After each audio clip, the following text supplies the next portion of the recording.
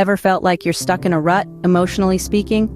That's what we call emotional stagnation. It's that feeling of being emotionally stuck or frozen, unable to move forward or back. It's a state where emotions don't flow freely, causing a sense of frustration, dissatisfaction, or even despair. Emotional stagnation isn't just about feeling blue.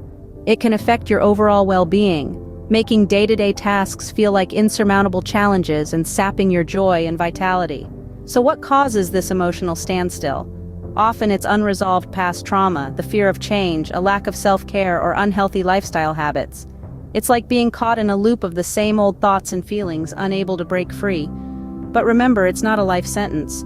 It's a sign that something needs to change, and change begins with understanding. Understanding emotional stagnation is the first step towards overcoming it. How well do you know your emotions? This question might seem simple, but it's a crucial stepping stone on the path to overcoming emotional stagnation.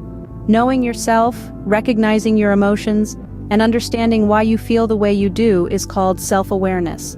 It's like a spotlight, illuminating the shadowy corners of your mind where unacknowledged feelings might be lurking. So, how can you cultivate this self-awareness? One effective technique is mindfulness. By focusing on the present moment without judgment, you can start to notice and understand your emotions as they arise. It's like being a silent observer, watching a river of emotions flow by. Another powerful tool is journaling. Writing down your thoughts and feelings can not only help you understand them better, but also give you an opportunity to reflect on them. It's like having a conversation with yourself, where you're both the speaker and the listener. Remember, self-awareness is the key to unlocking your emotional growth. Is fear of change holding you back?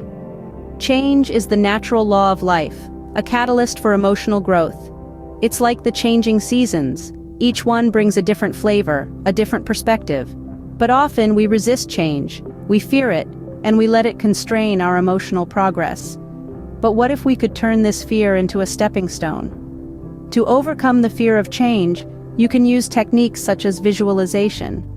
Picture yourself embracing change and thriving through it. Positive affirmations can also be a powerful tool. Affirm to yourself, I am adaptable, I am resilient. And don't forget the power of setting small, achievable goals. Change doesn't have to be monumental. Start with small steps, small changes, and gradually build up to bigger ones. Every step forward, no matter how little, is a victory against stagnation. Remember, change is not an enemy, but an ally. Embrace change, it's the only constant in life. How often do you nurture your emotional health? It's a question that may seem a little unusual, but it's one we should all be asking ourselves regularly. Emotional health is just as vital as physical health, yet it's often overlooked or dismissed. So, let's delve into how we can cultivate and nurture it. Think of emotional health as a garden. It needs regular care and nurturing to thrive. Just as a garden needs water, sunlight, and nutrients, our emotional health thrives on self-care. Self-care is not about being self-indulgent or selfish. It's about taking care of our own needs so we can be there for others and lead fulfilling lives. One of the most effective ways to nurture emotional health is through regular physical exercise. Exercise isn't just good for the body, it's also beneficial for the mind. It can reduce stress, improve mood, and boost self-esteem.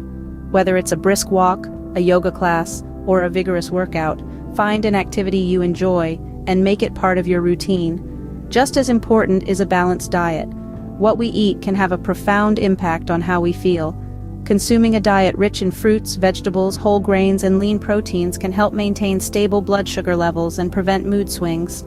Adequate sleep is another key aspect of nurturing emotional health. Lack of sleep can lead to mood disorders and cognitive impairment, so ensure you're getting enough restful sleep each night. Engaging in hobbies or activities that bring you joy can also contribute to emotional well-being. It could be painting, gardening, reading, or anything that makes your heart sing. These activities can act as an outlet for stress and provide a sense of accomplishment. Lastly, let's not forget the role of professional help. Therapy and counseling can be incredibly beneficial in nurturing emotional health. They can provide tools and strategies to manage stress, cope with life's challenges, and improve relationships. Remember, seeking help is not a sign of weakness, it's an act of strength. Nurturing emotional health is not a luxury, it's a necessity. So start today. Your emotional garden is waiting to bloom. Let's revisit what we've learned today. We started by identifying emotional stagnation, a state of being where we feel stuck in our feelings, where our emotional growth seems to halt, and we dwell in a persistent state of emotional discomfort. It's like being stuck in a rut, unable to move forward or backward, feeling overwhelmed by the same emotions over and over again. We then delved into the importance of self-awareness. We realized that understanding our emotions is crucial to breaking free from the shackles of emotional stagnation. Self-awareness is like a mirror, reflecting our true emotional selves, helping us recognize our feelings, understand why we are feeling a certain way, and identify patterns in our emotional responses. It's the first step towards overcoming emotional stagnation. Next, we explored the concept of embracing change. Change, we understood, is an integral part of life and the key to personal growth. By accepting change, we open ourselves up to new experiences, new emotions, and new ways of dealing with our feelings. Change, though may seem daunting, is the catalyst that propels us forward from a state of emotional stagnation. Finally, we talked about nurturing our emotional health. We learned that just as we take care of our physical health, it's equally important to nurture our emotional health. This can be done through various ways like practicing mindfulness, seeking therapy, expressing our emotions in a healthy way, and building strong, supportive relationships. So, how do we move forward? The first step is to recognize that we are in a state of emotional stagnation. Then, we need to cultivate self-awareness, embrace change, and nurture our emotional health. Remember, these are not giant leaps, but small, consistent steps towards a healthier emotional state. And let's not forget, it's perfectly okay to seek help. You don't have to do this alone. Reach out to a trusted friend, a family member, or a mental health professional. It's okay to lean on others when you need to.